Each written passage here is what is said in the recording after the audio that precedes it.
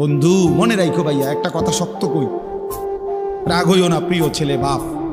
এই কপাল পৃথিবীতে উপার্জনের দুনিয়াবি কোনো কাজে লাগে না।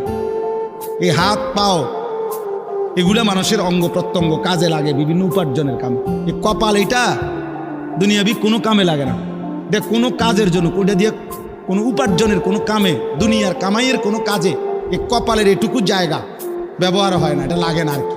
তাই এটা আল্লাহ তাআলা কেন বানাইছেন?